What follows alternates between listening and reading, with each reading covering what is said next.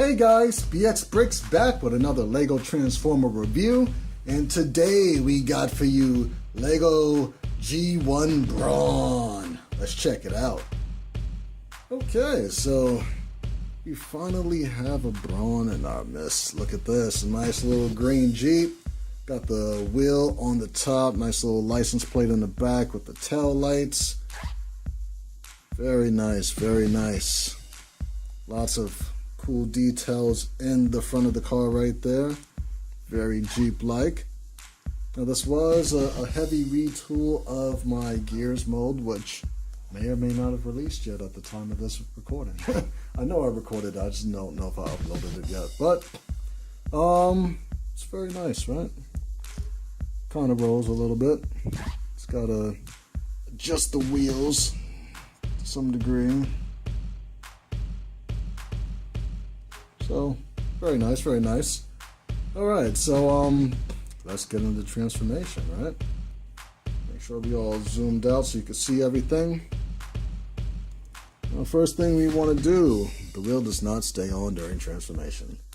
So, we're just going to twist it off. Alright, there you go. So you got a nice little jumper plate right there. Excuse me.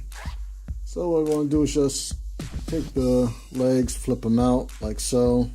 You can kind of see the robot underneath already.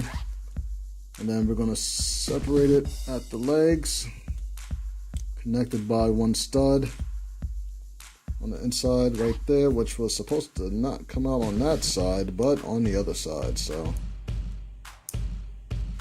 the struggles. Alright, so what you do is take this jumper plate and, can you see? Good. And just flip that on the inside like so. I'm going to flip up these little knee guards, or knee spikes, like that. Next thing we are going to do is take the back right here, flip these sides up, like so. I think also what I might want to do, I mean, we can leave the lights like that for now, because we might just leave this part up. But we're going to fold all of this back. Whoa, that's tight. Wow. Very tight. Then we shall start trying to bring out the arms a little bit. It's better to do that when the legs are folded up out the way. And then get these arms out like so.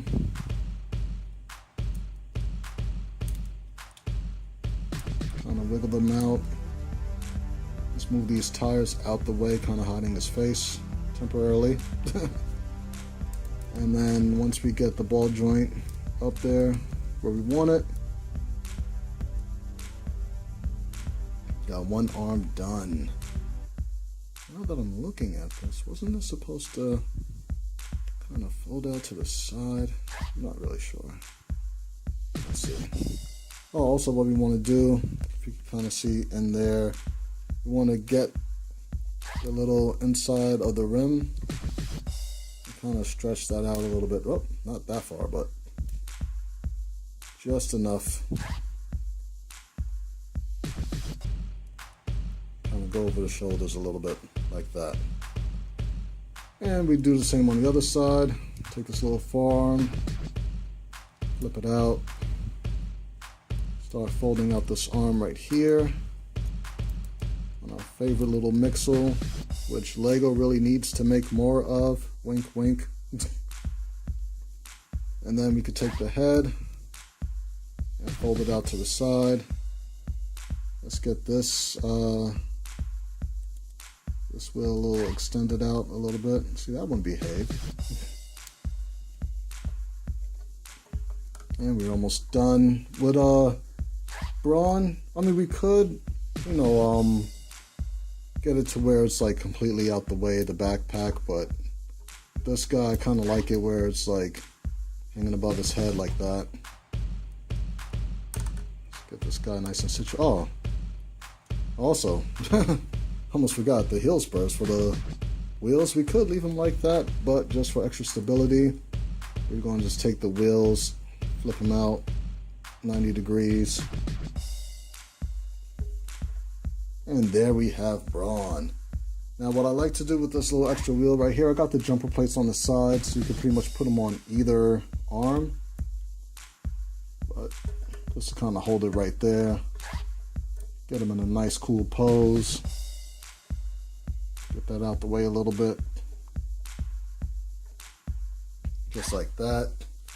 Oh, I hate myself right now. I was totally supposed to show off the little vehicle connection right here for the front of the, the front of the grill. I was in vehicle mode like this, and then you're supposed to snap that on for like, in that one episode. Nice little accessory in vehicle mode. Now the whole thing is kind of like broken up and you can't really imagine it like that, but that's what it would have looked like somewhat in vehicle mode.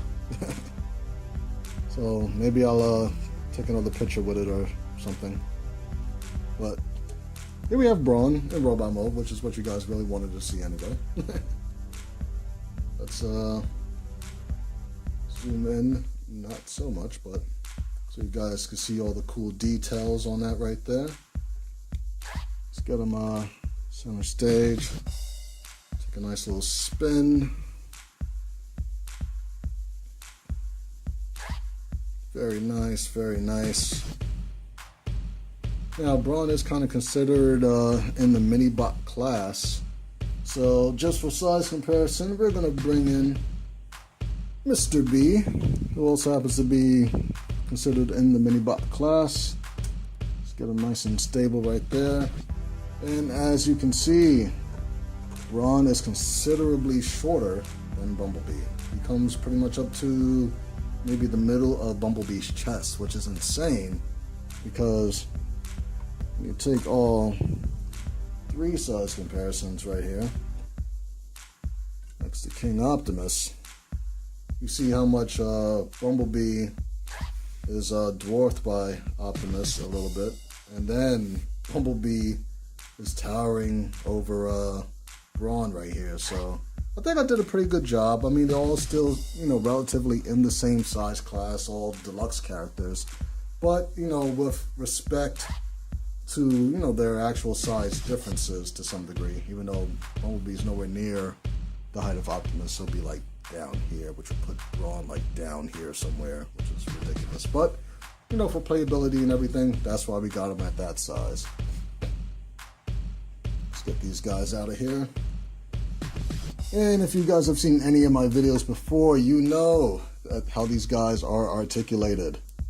Got ball joints, everything. I could probably fling this guy clear across the room and, something to fall off, but, he won't be useless after that. So we got 90-degree bend with the knee right there. A very wide range for the hips, as you can see right there. No feet or ankles to speak of because this is a mini bot. The head could do a full 360. If you bend that back a little bit, you could get more access to it. So this guy could look down because he's sad, or he could look up. Can he look up? Not so much so. Well, what we could do, right? Got a little hack for you guys. Let's get this guy's head out the way. What we're gonna do, these 1x2 pieces right there with the shaft, Lucas. Let's move the head out the way so we can get behind there. And what that does, that actually bends over to the side a little bit, somewhat, without messing up the mold too much, because that hand is supposed to be kind of vertical during the whole transformation. Did we get it? Yeah, get in there. Yeah, there you go. Kind of like that, and then you could